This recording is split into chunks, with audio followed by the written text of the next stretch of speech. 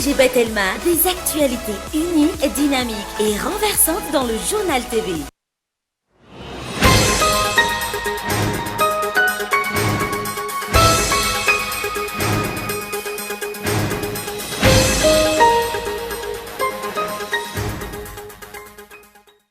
Manoloana ny fisokafany abakabaky Madagasikara amin'ny sidina avy any Europe, tokony ho amafisina ny fanaramaso amin'ny fipariany valanaretina Covid-19. Tokony ho amafisina ihany koa ny fampiarana ireo fepetra-sakana sy ny fanentanana ireo mponina hanao ny vaksiny. Eto Madagasikara, izay mbola manodidina ny 200 eo hatreto ny tany izay fanaovam-baksiny izay. Ao anatin'ny matoan-datsoratra Gaëtan Andriatsylavo ny antsipriny mahakasika izay. Feno 40 taona androany na main-drovany Manjakamiadana, 40 taona aty aoriana, mbola maro ny fanontaniana mipetraka taoriany na mairova io izay tsy nahitam-balina. Isany amin'izany ny hoe iza no nandoro ny rova, avy amin'iza ny baiko na natanterahana izany ary inona no antony. Certificat de vaccination de bovin no omen'ny vétérinaire amin'izao fotoana fa tsy manao soniny fiba na ny fils individuel de bovin aloha izy ireo hatreto. Ialana amin'ny fifanonlanana amin'ny taratasy osoka no anton'izany raha ny fanazavana. Tsy manara-dalàna ny fiba amin'ireo omby namidy nanomboka ny 20 ny volana oktobra lasa teo hatramin'izao no ireo vétérinaire rehetra manerana anosy tsy nanao soni izany. Atsangana ny Baria U20 sy U23 ahafana mandray anjara milalao olympique ho tanterahana ny Frantsa amin'ny 2024 sy anavaozana ny Baria ankehitriny izay efa miamahazo taona. Io no nivotra nandritra ny fivoriana mpitaindavitra niarahana tamin'ireo teknisian'ny baolina kitra mipetraka any ivelany sy ny mpanao gazety ny atoandro teo. Eo amin'ny maresaka iraisampirenena, camion roa no nifandona, ny iray nitondra solika ary ny iray nitondra entana ka nirehitra ary nafatesana olona 20 hatreto. Io lozo izay nitranga tany Freetown na renivohitra Sierra Leone. Ny andindin'ireo arahinao afaka fotoana fohy.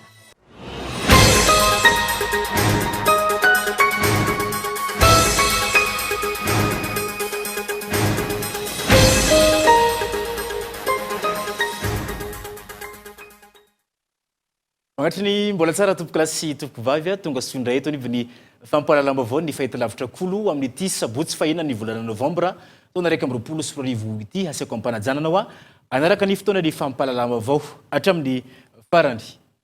Manoloana ny fisokafan'ny abakabaky Madagasikara amin'ireo sidina avy any Eropa, tokony ho amafisina ny fanaramaso amin'ny fiparitany valanaretina Covid-19. Tokony ho amafisina ihany koa ny fampiarana ireo fipetra-sakana sy ny fanentanana ny mponina hanao vaksiny eto amintsika. I Madagasikara izay mbola manodidina ny 200 ny vahoaka hatreto no vita vaksiny araka ny tarehimarika. Ndeha rahantsika ny matonda-tsoratra Gaëtan Andriatsylavo. Ambany ny tany fanaovam-baksiny eto Madagasikara raha mita amin'ireo firenen-kafa. Raha tokoka efa mananika ny 570 ohatra ny any Frantsa ary efa hiditra amin'ny andehan'ny fahatelo amin'ny fanaovam-baksiny. Tsy misy afa-tsy manodidina ny 200 ny eto Madagasikara ary andehan'ny faharoa ny fanaovam-baksiny. Midika izany fa mbola maro ny ezaka sy ny fanentanana tokony atao ampiakatra io tany fanaovam-baksiny eto amintsika io. Ankehitriny, misokatra amin'ny sidina avy any Eropa ny abakabaky Madagasikara. Araka ny lamina napetraka manoloan'izany, ireo manana tota-taratasy fanamarinana nalaina tao anatin'ny 27 ora ary vao marina fa tsy mitondra ny tsimikaretina Covid-19 no mahazo mandray ny sidina miazo an'i Madagasikara. Fepetra izay manamafy ny fepetra noraisina tamin'ireo sidina avy ato amin'ny faritry ny ranomasimbe Indiana sy ireo nosy manodidina ny gato na teto Madagasikara. Isan'izany ny hoe tsy maintsy olona vao marina fa tsy mitondra ny tsimikaretina no miakatra anaty fiaramanidina ary tsy maintsy manao fitiliana PCR eny Ampatongava na eny Ivato. Ankoatr'izay, tsy avy hatrany dia mody fa mitokana toerana iray miandry 27 na 27 ora ny valin'ny fitiliana natao.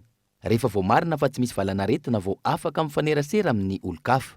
Raha mitondra ny tsimikaretina kosa, raisina ho tsaboana ka mitoka-monina avy hatrany. Na eo aza nefa izany, tokony ho mailo hatrany sika ka hanamafy ny fampiarana ireo fepetra ireo. Zava-nisy ary niarahany rehetra nahalala fa nisy ka importé roa teto amintsika taoriny ny fisokafan'ny abakabaka. Nisy tamin'ireo mpandeha ihany koa nitsoaka tsy nanaja ny 27 ora fiandrasana ny valim-pitiliana. Zava-dehibe ary mahavelom-boly ny nahita ny fihetsik'ireo tompon'andraikitra tao Morondava ahafana mifehy ny fianaky ny valanaretina ka nametraka ho lohalaharana ny fanaovam-baksiny. Antony nahatonga ireo mpitsabo ho ilaza fa tokony hiakatra io tahan'ny fanaovam-baksiny 200 eto Madagasikara io. Tsy maintsy hisokatra ny abakabaky ny Madagasikara noho ny krisy sy ny fahasairanana nateraky ny fanidinany sisitany nandritra izay fotoana naharitra izay. Tsy midika nefa izany fa hajanona ny fitandremana sy ny fanarahana ireo fepetra sakana rehetra tsy pariah ny valanaretina. Tsy ireo manana havana, namana, olo-pantatra avy any ivelany ihany no tokony hitandrina, fa ny olo-pirenena tsirairay avy. Raha tsy izany, hiditra tsy ho ela amin'ny valana retina andiany fahatelo isika, sanatria araka ny fomba fiteny. Feno 40 taona katrok'androany ny nahamay ny rovan'ny Manjakamiadana. 40 taona aty aoriana, mbola maro ny fanontaniana mipetraka taorian'ny nahamay ireo izay tsy nahitam-baliny hatramin'izao fotoana izao. Isan'izany ny hoe iza no nandoro ny rova avy amin'ny baiko, niza no natanterahana izany. Fanadihadiana ety ny Gaëtan Andriatsylavoatra. 40 taona androany nahamay ny rovan'ny Manjakamiadana. Izany hoe ny 9 Novambra 1996 tokony ho tamin'ny anora sasany arivo no nisy firetana goavana teny amin'ny rova. Fanontaniana mbola tsy voavalin'ny rehetra tao anatin'ny 40 taona izay ny hoe iza ny nandoro ny rova avy amin'iza ny baiko na natanterahana izany ary inona no antony. Efa maro tsy tambohizana ny fanadihadiana natao mahakasika izany. Ny fanesy ihany koa ny fanehoan-kevitra samihafa fa ny tambarana dia ny fahatairana sy ny alahelo raha nahita ireo vakoka manan-tantara levon'ny afo. Jean Laborde, James Cameron ary William Poul no teratany vahiny isan'ny tompo-marika ny fandimby tamin'ny fanatanterahana, ny fanamboarana sy ny fanavaozana ny rovan'ny Manjakamiadana fahiny. Tamin'ny azo no nanaovana azy tamin'izany fotoana. Rehefa may ny rovan'ny Manjakamiadana, ny taona 1996, ireo fanavaozana natao tamin'ny vato sisa no niangana, may kila avokoa ny ambiny. Taoriny na may ny rova, nisy ny fanentanana samihafa ka nanaingana ny vahoaka malagasy sy anome izay fohy anamboarana ny rova. Very maina avokoa nefa izany ary very anjavo na ny voangona. Ny magaga tsy nisy na iray ny joro ny aro ny atsemboam-bahoaka hoentina manarina ny rova. Teny amin'ny rova Ratsehivina no nipetraka ny fanapahana sy ny fitantanan-draram-pirenena tamin'ny andro ny fahampanjaka. Izany hoe manana ny maizy azy ara-tantara sy ara-kolotsaina ny rova.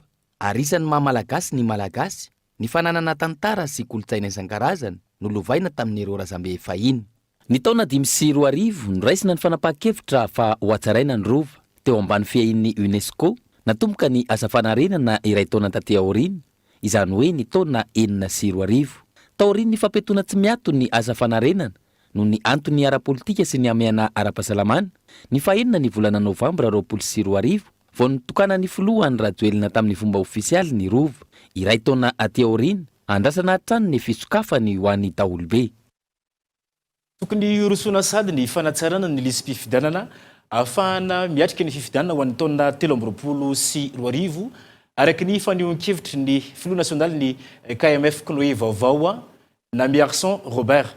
Ity faran'izay lany ho filoha nasionaly ny ity fikambanana ity nandritra ny fifidianana ny tontosaina androany tetsy Antanimela.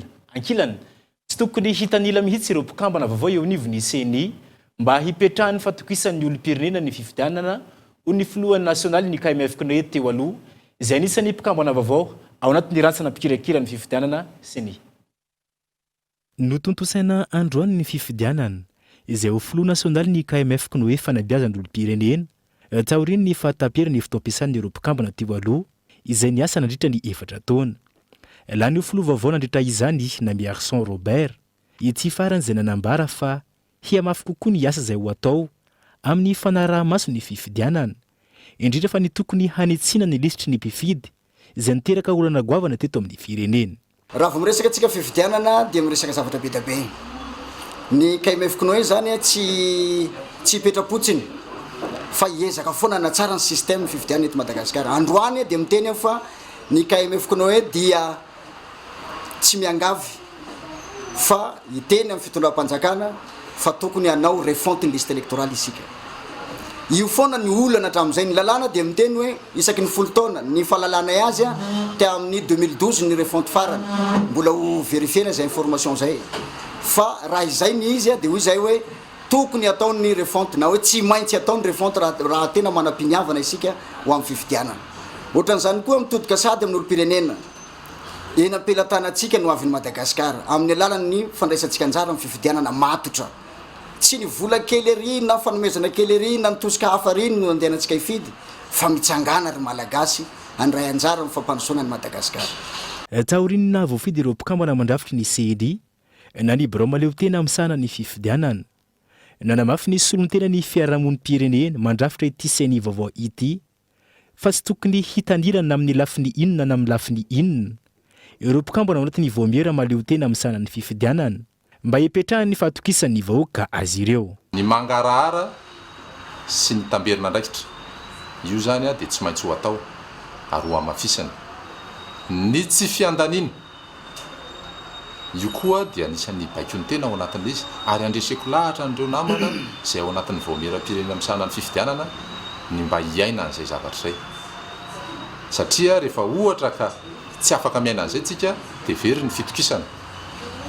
Azadino fa rehefa ohatra ka na tsara ohatry ny ahoana ara ny kalitaon'ny fifidianana alefanao rehefa tsy atokisan'ny olona dia ery-po verimaina ihany.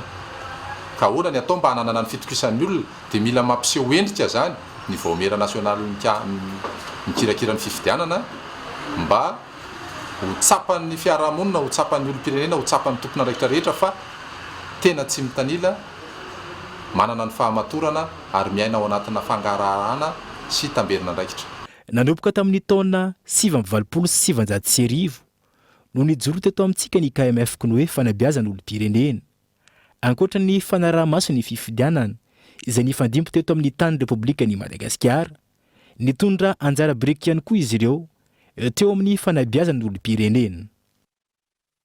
Certificat de vaccination de bovin no ben'ny vétérinaire amin'izao fotoana izao fa tsy manao soni ny FIB na ny fiche individuelle de bovin izy ireo amin'izao fotoana izao ialana amin'ny fifanolanana amin'ny taratasy omby osika.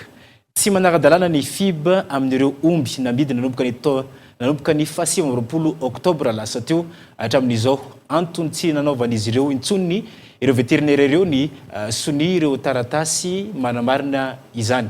Tranga izay manome vahana ny fivarotana omby alatra eny anivon'ny tsenan'omby. Nela Ranefson. Namoaka fanamarinana fahavitan'ny vaksin'omby na ny certificat de vaccination de bovin ivelan'ny FIB ny vétérinaire amin'izao. Ireto farany izay mandahatra ny anao soniany FIB. Maro ny filohan'ny syndicat ny vétérinaire ny tsy fanaran-dalàna misy amin'ny famenonany FIB ka isany nandraisan'izy ireo izao fanapa-kevitra izao iarovana ireo vétérinaire. Io certificat vaovao io no ampiasain'izy ireo mandra-pahitam-baolana amin'ny FIB. Zay signa fanatsarana ny fanatsaharana ny signature ny FIB izay dia vonona kosa zahay hanao ny fanamarina-pahavitana vaksiny ny omby ka mamoaka ny atao hoe certificat de vaccination zay aseho amintsika ohatran'izao certificat de vaccination ivelan'ny fiche individuelle de bovin. Ao anatin'io dia manamarina tsara fa miankina amin'ny bokin'ombiny tompony no amoahanay ny certificat de vaccination ny omby zay handeha eo amin'ny tsena mandra-pahatonga hatrany amin'ny zay iafarany na hoena io na iverinany amin'ny fiompian'ny tantsaha. Ny fanaovan-tsoniany FIB na ny fiche individuelle de bovin fanolana ny mpitandro filaminana sy ireo vétérinaire amin'izao fotoana. Samy tsy mety anao soniny ireo tonta vokatry ny fisiany osika amin'ny taratasin'omby. Nanomboka ny 20 ny volana oktobra lasa teo no nanomboka tsy nanao sonio FIB io intsony ireo vétérinaire. Raha tsy ahivina, omby amidy no mila ny FIB manamarina ilay omby novidiana. Vondrona telo no tompona andraikitra amin'ny famenonany FIB, ny vétérinaire, ny zandary ary ny délégué. Ny zandary sy ny délégué any amin'ny faritra no manara-maso sy mijery ny hoe tena ilay omby tokoa ve no anaovana ny FIB ary ny lafiny ara-pahasalamana no anjaran'ny vétérinaire. No ny osika amin'ny taratasy, ireo vétérinaire no miditra amponja raha ny fanazavana araky ny tranga hita tamina faritra iray. Ny original n'ilay FIB efa vitan'ny vétérinaire soni vita vaksiny dia vitan'le gendarme vu et contrôlé dia rehefa mivoaka ny FIB vitan'ny délégué soni dia ny mena azy ty FIB ty menan'le tompon'omby fa kory ny agagana raha toy izao ny original tsy misy soratra reto manko misy an'le volon'omby dia io fotsiny soratra teo amin'ny volon'omby fa ity FIB ity amin'izay io le volon'omby zany hoe nisy nisy tsinginina le izy dia diso tanteraka dia nahitan'iny zareo dia avy hatrany dia hoe omby tsy izy io ary tena hitan'le tompony fa ombiny io zay voasoratra eo ny manahirana zay zavatra zay tato ambadika an'ity fisy ty zany mbola nisy soniana gendarme anankiroa nanao hoe vu et contrôlé. Gendarme telo zany nanamarina fa mbola tsy nahita olana fa tonga amin'izay le fahaefatra angamba nahita izy jerena efa tsisy tsony ty. tsy mbola miatra treto ny lalàna vaovao mifeny FIB raha ny fanazavandreo veterinera ka anairan'izy ireo ny tompona andraikitra. Tokony anana bokon'omby avokoa ny sefokotany, ny delege any amin'ny faritra ary ny zandary ahafahana manamarina tsara ilay omby rehefa amidy ankoatra ny tena tompon'omby. Hatreto tsy mbola misy anefa fa izany. Araky ny fanadihadiana rahantsika teo iny manambahiny ny sampana fampahalalam-baovao amin'ity alina ity tsy iza zany fa dia docteur Ranève Solofo France filohan'ny syndicat ny docteur vétérinaire eto Madagasikara. Miarabanao tonga somatsara eto anivy ny fampahalalam-baovao. Inona ny mety hoe antony na tonga anareo tsy hanao sinoa intsony ny FIB araky ny fanapahan-kevitra izay noraisiny syndicat. Sady miaraba moa miarabanao Monsieur Florian miaraba antsika budget mpanaraka tsy tapaka ny fandarany ny ato amin'ny Kolo TV. Marina tokoa fananao fanambarana zay mikasika ny hoe tsy manao sonia ny fiche individuel de bovin. Ny antony dia misy tsy fanarahan-dalàna koa avy amin'ny indrindra fa avy amin'ny gendarmerie zay tsy mety hanao sonia ary raha amin'ny toerana sasany izy manao dia amin'ny toerana maro eto anatin'ny distrika maro tsy misy fanaovana sonia. Ka nanapa-kevitra izay fa hamoaka ny fanaovana certificat de vaccination avy amin'ny taratasy mitokana izay nandefasanay nampalalanay ny ministère ny atitany sy ny fitsinjaram-pahefana, ministère ny toekarena sy ny vola, ministère ny fambolena sy ny fiompiana, ministère ny lefitra misahana ny fiompiana ary ny secrétaire mpanjakana miaty ny gendarmerie pirenena. Zay tokoa ny zava-misy amin'izao fotoana izao ary efa eo afampiarana azy izahay. Manara-dalàna ve araka izany ity certificat de vaccination de bovin navoakanareo ty raha toka certificat anankiray ihany no nanaovana sonia teo aloha? Satria misy ohatran'ny fandroindroizana ny vétérinaire sanitaire izy ty ary tonga amin'ny teny somaro mahasadaika hatrany hoe blanchiment de vol. Tsy ny vétérinaire mihitsy anao blanchiment de vol noho ny fanaovana sonia ny FIB io ka ialanay amin'izay dia tsy maintsy namoaka izay hoe certificat de vaccination mitokana manaraka ny fiche individuel de bovin. Misy ihany koa ireo ataontsika hoe karazana biby vonoina toy ny omby sy ny kisoa izay tsy mandalo abattoir nefa amidy eny anivon'ny fokotany maro indrindra fa ho eto Antananarivo renivohitra. Iza ny tena tompona ndraikitra amin'ny fanaramaso izy ireny mety ohatranao koa mety hoe asany tokony ataon'ny vétérinaire mahakasika azy iny. Marina tokoa zany ary eto an-drenivohitra manokana dia tsy araka mihitsy ny sampana ara-panjakana ilay manaraka ny toerana misy famonoana indrindra fa kisoa.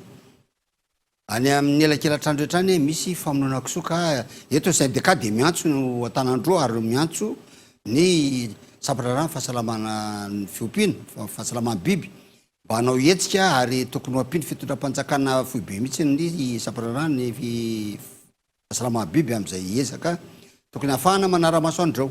Ny momba ny omby aloha dia soetina manokana fa tsy maintsy any amin'ny atao hoe tuerie farafahakeliny na ny abattoir zay tantan'ny commune no tsy maintsy amonoana ny omby. Any manko misy le fanarahana ny hoe nivoaka tany amin'ny fiompiana ara-dalàna le omby ary tsy misy resaka halatra fa tokony adio daholo ny taratasy zay vao azo vonoana ny omby. Efa niresaka izay kisoa izay ihany ianao misy ihany ireo araky ny antso ataon'ny olona maro samihafa eny any tabazotra tserasera sy ny maro hafa. Misy ihany koa ireo kisoa izay tsindromona hormone na vehivavy mety ohatranao mety fanaraha-masony reny ahoana koa mety hoe ataontsika hoe voka-dratsiny eo amin'ny lafiny ara-pahasalamana. Marina tokoa zay satria misy ny atao hoe fanafody confiance. Io dia natao ampitsaharana mandritra ny telo volana ny fietsehan'ny vehivavy raha ohatra ka hitondra vohoka. Dia rehefa mampiasa an'io ny satria izy io tafiditra ao amin'ny tsena amin'ny tontolo ny fiompiana kisoa. Tao ao satria efa nisy fanaisana fepetra andraisin'ny ministère ny fahasalamana aloha. Dia izy io amin'ny maha hormone azy rehefa maty raha manaja ilay piompy kisoa ao anatin'ny telo volana tsy vonoina dia efa lefy ilay hormone. Na izany zany aza tsy miteraka inty tsy miteraka fahavoazana amin'ny vehivavy manano zay na satria le hormone rehefa mahazo hafanana masaka ny hena dia maty le hormone. Ianareo mbola anisany mitokona ary mitaky ihany koa ty resaka FIB ty aiza hoe zany mety hoe fanaraha-maso ireo hena zay amidy eny antsena am'izao fotoana zao miasa ihany ve zany nareo sa manatsara teraka ny asa ny tsy fanaovana sonia tsy mijany tsy milaza fa hoe tsy miasa ny vétérinaire indrindra fa mpitsaraina fa mitoy foana fitsarana ena raha toa ka misy omby tsy manaja amin'ny fepetra hoe le taratasy tokony ahafahana mampiditra ny omby any amin'ny abattoir na ny toeram-pamonoana biby avy hatrany dia misy ny refoulement ary zay ny tona metrana ity ny afatra hoe aoka satria tatoato nisy voaroroy amin'ny resaka hoe toerana ahafahana manao blanchiment araka ny tenin'ireo mpitandro filaminana hoe misy toerana fanaovana blanchiment indrindra manodidina Antananarivo dia apetraka eto fa reny toerana reny zay tokony raisin'ny tompona andraikitra ao amin'ny mairie ny adidy mampiatso ny gendarme hoe misy omby tonga tompoka ato ka tokony zahana aloha ny taratasy dia zay vao mandeha ny famonoana an'le omby fa dia misy tena toerana anankiroa tsy manaja mihitsy zay fepetra zay ary manarak'izay le lalàna mihitsy tsy mbola voajara-dalàna misy mpipetra ao zay tsy ohatra misy fialana ny akila amin'ny fialana ilany daholo avy amin'ny tompona andraiky mpanjakana isa tokony isaorantsika docteur Ranève Solo France foloan'ny syndicat ny docteur vétérinaire eto Madagasikara nanaiky ny vehy teto anivy ny fampalalam-bavao tamin'ity alina ity misaotra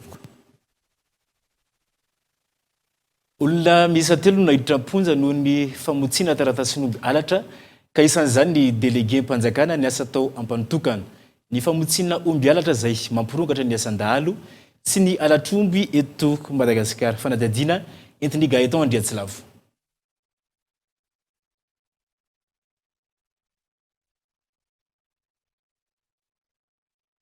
Isan'ny mampirongatra ny alatr'omby sy ny asan-dahalo eto amintsika ny fanomezana vahana ny famotsiana taratasyn'omby alatra. Vao omaly, olona iray no namony ainy tao Ambalakida, 30 kilometatra miala ny Maintirano, vokatry ny asan-dahalo. Omby misy 17 ihany koa ny lasan'ny dahalo tao Antsakoabe, Maroazo, Maintirano atrany. Niroso tamin'ny fanamafisana ny ady amin'ny famotsian'omby alatra ny Zandary. Nandritra ny fitsirihana nataon'ny Zandary tao Beronono, distrika ny Ankazobe, ny 13 Oktobra lasa teo. Omby roa ny tratra tsy manana taratasy mazava.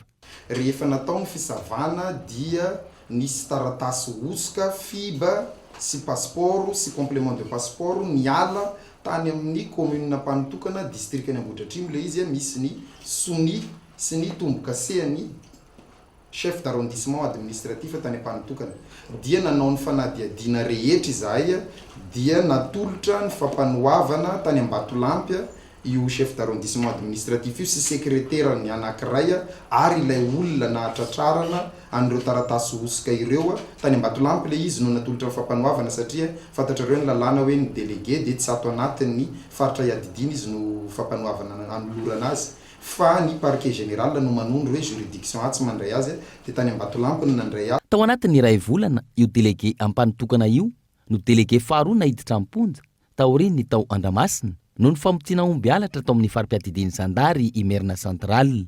Izy ireo izay misahana ny distrikany Andramasina, Anjozorybe sy Manjakandriana.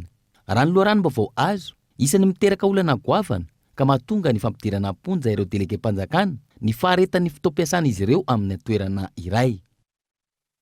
Ary lesana trangana fanodikodiana-bola mpanjakana matetika ny anivon'ny faritra eto Madagasikara taorin'ny Bongolava nahiditra ponja vonjamaika ihany koa ny délégué régional du contrôle financier teo aloha eo anivon'ny faritra Sofia izay voasariongotra amin'ny fanodikodiana-bola mitetina 4,9 tapitrisa ariary fanadihadiana entiny olona saina.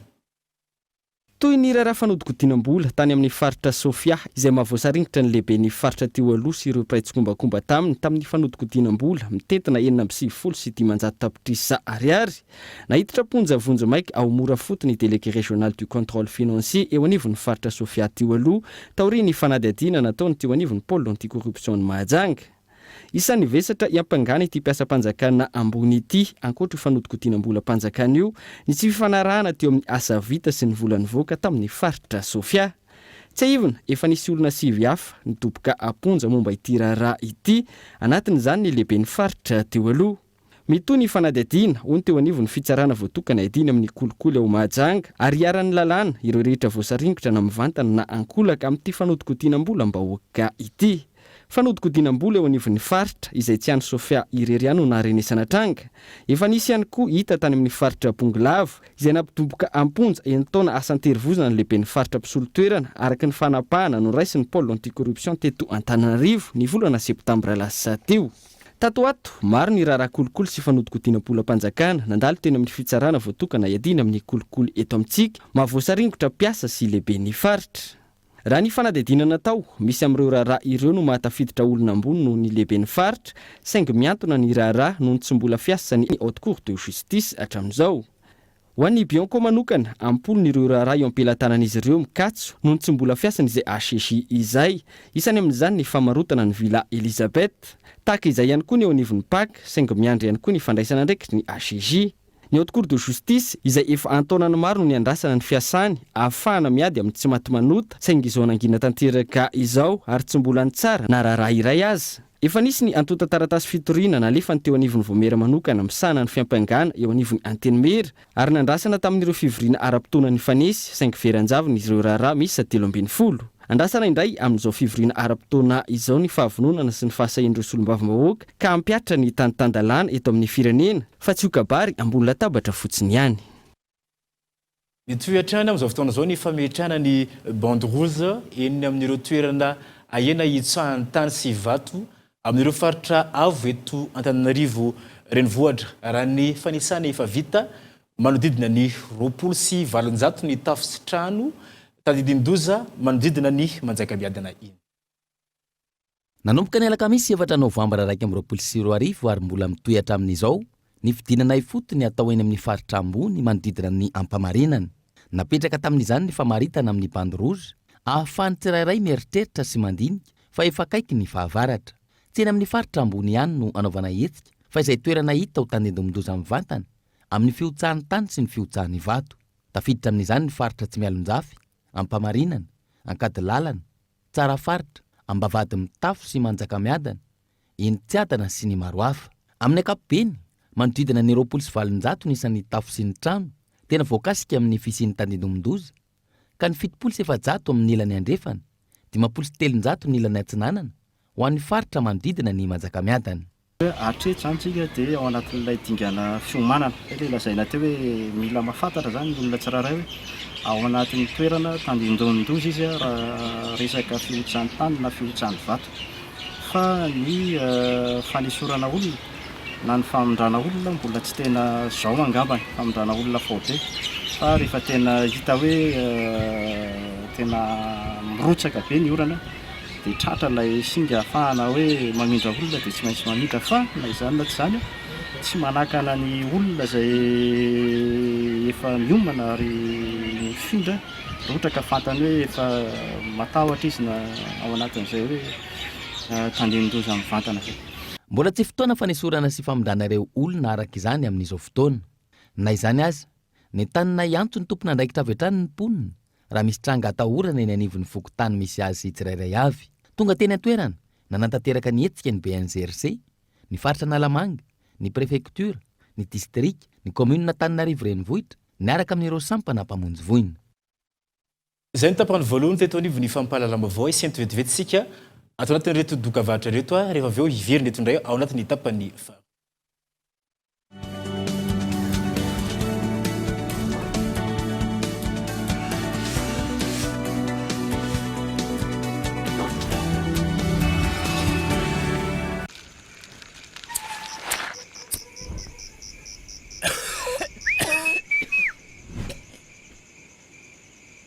Balik pro pro pro pro pro pro pro pro pro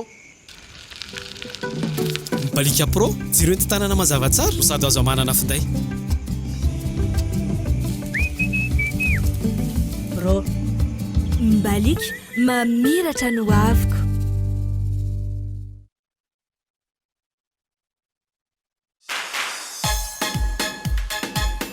Les bébés sont surtout connus pour leur sourire. Mais quelle est la source de ce bonheur? Molfix. Les couches Molfix sont ultra secs grâce aux cellules super absorbantes qui absorbent les liquides jusqu'à 30 fois leur poids. C'est pourquoi il n'y a pas de fuite et les bébés n'ont pas de rougeur. Ainsi, les bébés et les mamans sont tous heureux. Essayez Molfix et rejoignez notre mouvement de bonheur.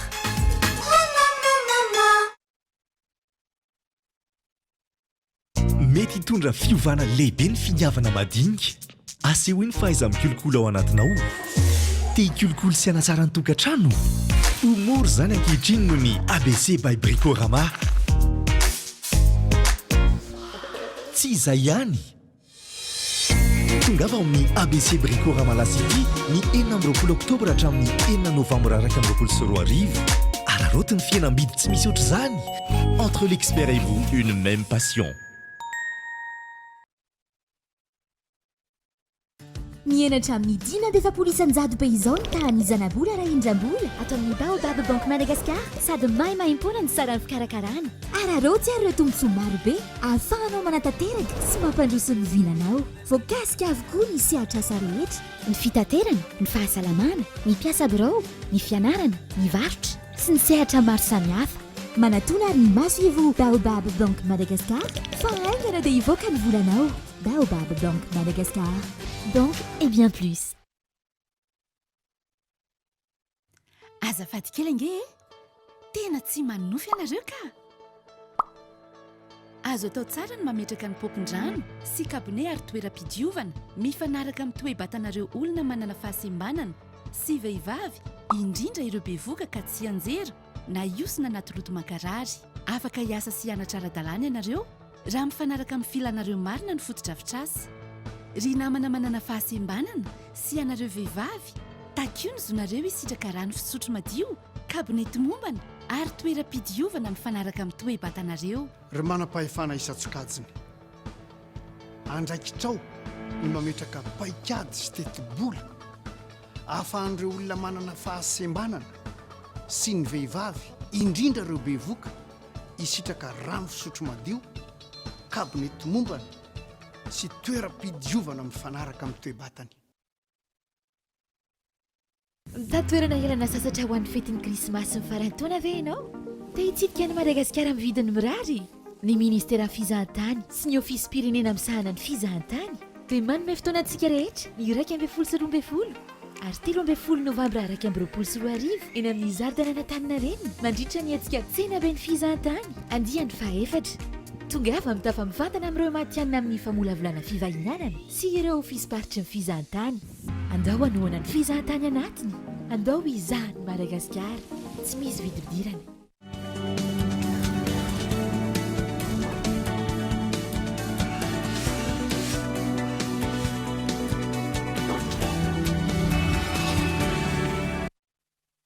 Tomba tsoa eto amin'ny ivon'ny fampalalam-bavao eto amin'ny ivon'ny fampalalam-bavao tapany faharoantsika tompoko lasy tompoko vavy. Makasika ny fandrarana ho an'ny tanora tsy manara-dalàna ary tsy mahafeno fepetra mamatianina avokoa ny 700 ny fandrarana eto amintsika ho ny teo anivon'ny MED na ny Madagascar Entreprise Development. Antony mazava-dehibe ny fanaramaso sy ny tantsoroka omena ireo mpandrara indrindra fa ho an'ny tanora. Ka eto Andriatsilavo. Raha nitatitra navoaka ny MED na ny Madagascar Entreprise Development, tsy mbola ara-dalàna avokoa ny 170 n'ireo mpandraharaha eto Madagasikara. Noho ny tsy fampian'ny tolotra arak'asa, mirona amin'ny sehatry ny fandraharahana avokoa ny akamaroan'ny tanora. Maro amin'ireny fandraharahana ireny anefa no tsy ara-dalàna ary mbola tsy nahafen'ny fepetra amin'ny mahampandraharaha matianina azy araky ny fanazavana. Be da be ny olona tafiditra tao anatin'ny fandraharahana tsy noho ny fitiavana fa tereny hoe tsy nahita asa na hoe en chômage technique dia tsy maintsy nandraharaha, io ny choix sisa. Dia zay no velabelanao hoe mahavelona ve le fandraharahana, afaka hitadiavam-bola ve le izy, inona avy le fitaovana ilaina mba entina mandraharaha, dia inona avy le olana madinidinika ahafahana mampandroso ny mpandraharahantsika eto Madagasikara. Izany rehetrarehetra izany dia ao anatin'le hoe fampandrosoana maritra foana. Izay no nisafidiananay an'ilay terme hoe entrepreneur et consommateur responsable na koa hoe mpandraharaha sy mpanjifa tompon'andraikitra. Tanora 12 hatramin'ny 70 taona avokoa ny 700 n'ireo mandraharaha eto amintsika. Mila tosika izy ireny, indrindra amin'ny fananganana orinasa. Mila fanaraha-maso sy tantsoroka mandritra ny fotoana voafetra, hahamary toerana ny sehatra iasany. Antony mahazava-dehibe ny fampiofanana. Izay ampelantanany aloha, miainga amin'izay nisy aloha, dia eo no ampianarana tsy moramora zany izy hoe ahoana ny ahafahany mampiakatra bebe kokoa ny ataoko hoe ny produit na ny service. Hita fa eo amin'ny 9 isanjaton'ny tanora zay misitraka ny fiofanana eto aminay no natsangana ny orinasany eo amin'ny isa-taona zany zay. Dia ny 70 ny 70 isanjaton'ireo mpandraharaha zay nisitraka fiofanana teto aminay koa dia nampiakatra ny atao hoe chiffre d'affaires ny tao anatin'ny herintaona avy nanaraka an'ilay fiofanana. Isy araka izany ny lohabary andasy andehan'ny fahatelo na ny forum des entrepreneurs karakarainy ny MED ny 12 sy ny 17 ny volana novambra ho avy izao. Etika izay tohanan'ny vondrona Europeanina ahafana manome toana ireo mpandraharaha malagasy noho ny zava-misy ainana eto amin'ny firenena amin'izao fotoana. Maimaimpona avokoa ny fandraisana anjara amin'izany ary mpitsidika manodidina ny 900 no andrasana. Verina mirongatra ny tsy fandriam-pahalemana any amin'ny faritra Melakiny amin'izao fotoana izao isan'andro. Ahitana olona maratra novonoiny dahalo miditra ny hopitaly ao an-toerana ankoatra ny vakitrano sy ny sakandalana. Ny zava-misy any mponina any amin'ny faritra Melaka indray no hoentin'ny Gaëtan Andriatsilava aminao ao anatin'ny fandarana alalino eto amin'ny Kolo TV rapitso amin'ny fitora ariva. Ndeha rahantsika ny ampahany amin'izany. Mirongatra ny asa dahalo, ny vakitrano sy ny fanafihana miaro von'olona ao amin'ny faritra Melaka amin'izao fotoana. Lany aiky ny mponina, tsy misy intsony ny anteherana sy taraina na hoe izy ireo izay nilanja sora-baventy anairana ny mpitondra fanjakana ambony.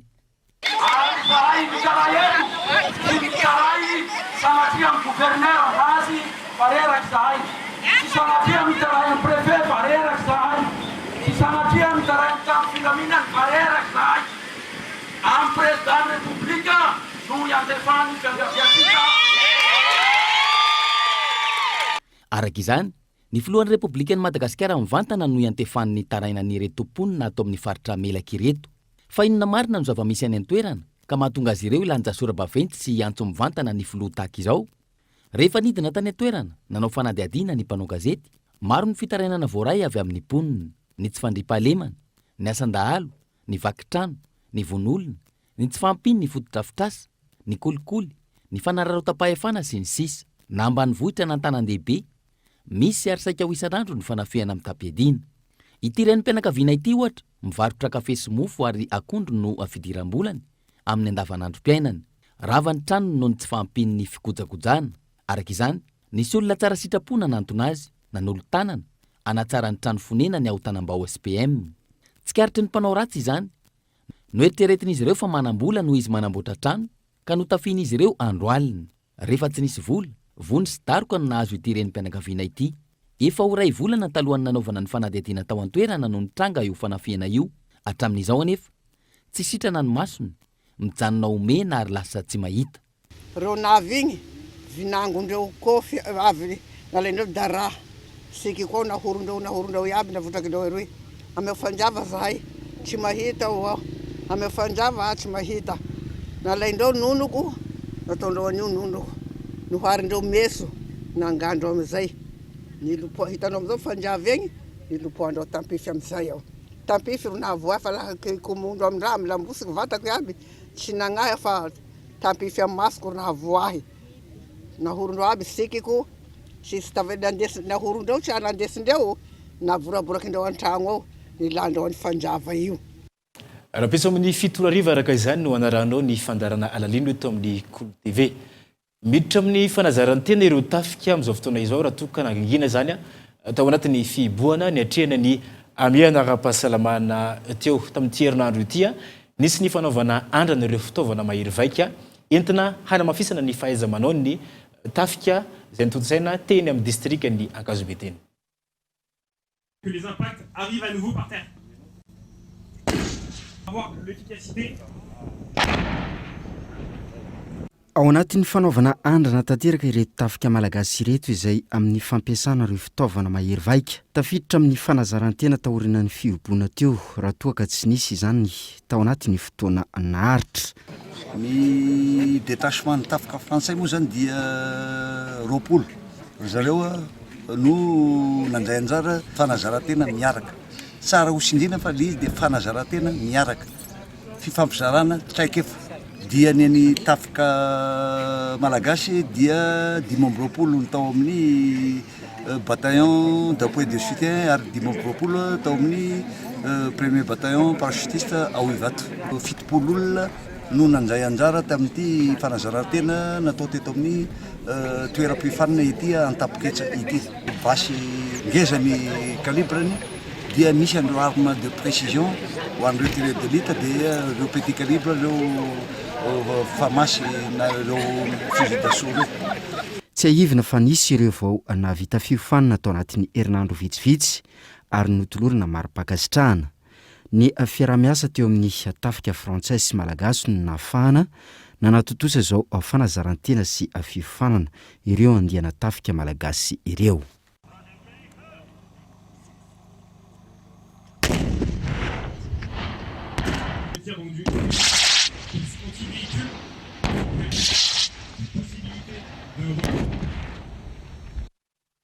Saka hitana trangana Fakanan-Keriny any amin'ny faritra Alaotra Mangoriny indrindra fa ao anatin'ny commune Morarano Krom araka ny nambarany ben'ny tanàna ao an-toerana ho ampihana ny isan'ny mpitandro filaminana hamafisany be kokoa ny fitandronany fandriampahalemana mba efehezana izany araka ny nambarany ministry ny filaminam-bahoaka nadritra ny fidinana ifotony tany an-toerana.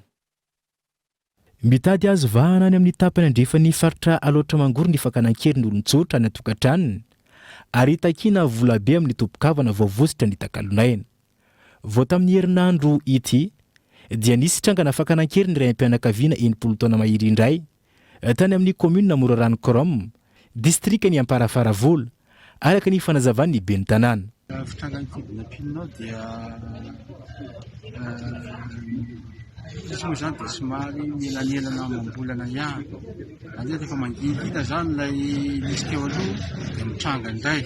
Zany hoe mila fahavonona tanteraka foana na mivahoaka na mpitandro filaminana hiatrika ndraiky nampilina izay hoe mety hisy indray na misy izy indray fa lasa ohatran'ny mitady rano lava izy zany.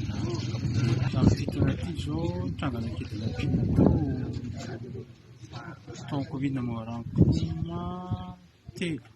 manoloana io hatevenina ny isan'ny mpitandro filaminana ao an-toerana ka hatsangana ny bureau ny polisy vaovao ao Morarano Krom mba hisoroana ny mety fivoarany asan'ny Fakanan-Keriny io hoy ny ministry ny filaminam-bahoaka. Rehefa tonga teto Amparafaravola dia nampalaza ireo tompon'andraikitra ny fandriampahalemana fa azo referina ny tany tsy fandriampahalemana eto afa-tsy Fakanan-Keriny io izay tena mampitaraina ny vahoaka mihitsy ary mampiroro zareo tsy ahafahany mamokatra ihany koa. Any amin'ny toerana ifandraisan'ny tsara tanàna sy Amparafaravola ny tena misy anazy io ary rehefa nisy tranga anankiray vao 3 andro izay ao anatin'ny fikarohana tanteraka ny mpitandro filaminana ankehitriny ary misy paikady vao niarahana indinika teo ho ampiarina amin'izany ny atao izany. Nivory ihany koa ny teo anivon'ny OMC teo anivon'ny faritra tao amin'ny lapan'ny faritra entina hanamafisana ny fandriampahalemana ao an-toerana. Tontolo ny fanatanjahantena indray kosa atsangana ny Barea U20 sy U23 afahana mandray anjara amin'ny lalao olimpika ho tanterahana any Frantsa amin'ny taona 2020 sy 2024 sy hanavoazana ny Barea ankehitriny izay efa miha mahazo taona. Io no nivotra nadritra ny fivorinana mpitaindavitra ny arahan'ireo teknisianina ny baolina kitra mipetraka avy any ivelany sy ny mpanao gazety ny atoandro teo. Onona saina no mitorantsika ny Antsiprianzay. Asina U20 sy U23 indray no Barea ny Madagasikara manomboka izao araka ny tetikasan'ireo mpilalao teo aloha nandafitra ny ekipa pirenena sy ireo teknisiana ara-panatanjahantena monina ny ampitan-dranomasina izay nanatanteraka fivorinana mpitaindavitra niaraka tamin'ny mpanao gazety ara-panatanjahantena avy eto an-toerana ny atoandro teo. Ahafahana manomana ny lalao olimpika ho tanterahana any amin'ny renivohitry Frantsa ny taona 2020 sy 2024 no isan'ny antony izao fametrahana ny Barea zandriny izao. Fa ihany koa hitondrana ny anjara birikin'izy ireo amin'ny fanavaozana ny Barea misy ankehitriny izay hita fa miamahazo taona. Atomboka ty Europe izy ty nanao ezaka io tsy zahay atony tsy fiarano tena mba ahafahantsika atratrarana amin'izany tanjona fesaka izany. Rehefa vita mpampirinana izay atao aty Europe mety 7 na 8 dia idina Madagasikara hanao ny andray. nomena asa sy omena andraikitra ireo teknisianina ny fotony any amin'ny fahatanty sy any amin'ny région ambropolo misy ao Madagasikara hanangana ekipa sélection provinciale dia misy tournoi atao anatin'ny tapabolana amin'ny toerana anankiray dia mamoaka ny liste izy dimy ambropolo na telopolo izay kitany sy heverina fa tsara zany ny soko représenté ny barea atambotra zay liste zay aveo amin'ny anay efatra Europe dia amin'ny farany mamoaka ny tena liste finale zany teknisianina. Eo ambany fahiny Fédération Malagasy ny taranjabolina kitra izao tetikasa izao ary mandeha ny fifantenana any Europa ankehitriny ary efa maro ireo teratany malagasy latsaky ny 20 sy 13 taona namaly ny antso raha ny fanazavana. Anomboka tsy ho ela ihany koa ny fifantenana isaparitra sy isaparitany eto Madagasikara. Rabe Arso Irmanitra David fantatry ny maro amin'ny Irbe no itety any Madagasikara ifantana ireo mpilalao mendrika avy eto an-toerana izay anodidina ny 30 isa. Ny fandanina amin'ny tetikasa ity izay iarahan'izy ireo misala amin'ny FMF.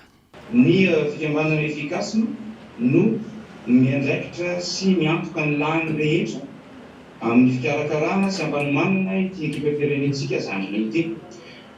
Ny ao anatin'ny fanarahana dia ny frais an'ireo mpilalao ireo avy any an-tranony makatelo monsy mandeha modiny an-tranony any zany no fandraisana anjara nangatahana tamin'ny Fédération Malagasy baolina kitra. Fa ny ankoatr'izay zany na ny karaman'ireo teknisianina ndraiky na ny mety manana sy ny mety ny lany rehetra amin'ny fampifondronana ny fantrano, ny sakafo, ny déplacement antoerana, ny fikarakarana ny match amicaux dia niraisina iantanana avokoa. Miara-miasa amina teknisianina vahiny ireto mpilalao taloha mandrafitra ny ekipa-pirenena malagasy ireto amin'ny fanatanterahana izao tetikasa izao ahafahana mampiakatra ny letan'ireo mpilalao.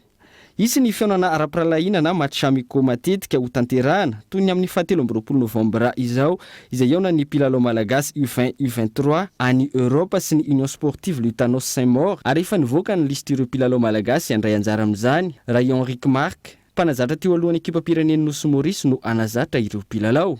Atao aloha ihany koa ny fampifondronana ireo mpilalao noho izany hita ho lesoka tamin'ny ekipa-pirenena hatrizay. Ho an'ny mpankafy baolina kitra, tsara ny tetikasa tahaka izao saingy andrasana ny fanatanterahana sy ny fanohizana izany araka ny tokony ho izy. Tokony ifampiaino sy ifanometanana ny voakasika rehetra amin'ny taranja baolina kitra mba tsy ho tantara tsy hiverina intsony ny dingana tsara vita ny roa taona lasa izay fa hihoatra lavitra noho ireny ny ekipa-pirenena malagasy. Ireo mpilalao mba ho afaka andray anjara avokoa ny rehetra mahafeno ny fepetra isaparitra ary hitovy ny herijika. Ny fifantenana mba ho tena mangarahara sy noho ny fahaiza-manao ny tsirairay tokoa no avoafantana azy andrafitra ny ekipa-pirenena malagasy latsaky ny 20 sy 13 taona. Ireo lisitra hivoaka avy amin'izany izay hiaro ny voninahim-pirenena amin'ny fifantsanana lalao olimpika ho tanterahana ny Paris ny taona 2020 sy 2020 fa ihany koa ho ampitso ny barian'i Madagasikara eo amin'ny sehatra afrikanina sy amin'ny fifananana iraisan'ny pirenena rehetra. Ho an'ny maresaka iraisan'ny-pirenena, camion iray mpitondra solika no nifandona tamin'ny camion iray mpitondra entana izay nirehatra ka niteraka fahafatesan'olona miisa 20 eo no izay nitranga omaly alina tany Freetown renivohitry ny Sierra Leone. Fanadidina eo amin'ny sarany France 24. Omaly tokony tamin'ny 10 alina no nitranga ny lozam-pifamoivoizana ateo amin'ny camion nitondra solika sy camion mitondra entana atao amin'ny renivohitry Sierra Leone. Vokatra izay tsy latsaky ny 20 ireo olona maty nandritra ny loza. Rehefa nahita ny loza ireo olona dia nanantona ny fiara ary nifandrobaka naka ny solika niraraka tamin'ny tany tamin'ilay fiara nitondra solika. Minitra vitsy taorin'ny fifandonana efa nitangorona avokoa ireo olona nipoaka ilay fiara nitondra solika ary maty avokoa ireo olona nanodidina ny fiara izay naka ny solika. Araka nitatitra avy any amin'ny ampitandron'ny filaminana, tsy latsaky ny 20 ny olona maty, saingy ny tranopaty manamorona ny loza kosa no nilaza fa atraika amin'ny 90 eo ireo olona noraisin'izy ireo. Andrasana araka izany ny isa marina mahakasika ireo olona namonainy tamin'ity loza ity.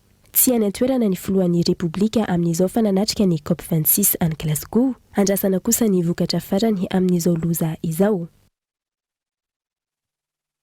Ny fampalalam-baovao-tsika tamin'ity androany ity tompoko lasy tompoko vavy. Ankasitrahako ianao tena tokantrano naraka izany hatramin'ny farany. Ny tena koa mahave fotoanantsika indray ao anatin'ny fampalalam-baovao ho any andro ny rapitso. Mametraka ny veloma mandrapitafa ho amin'ny rapitso indray. Veloma tompoko.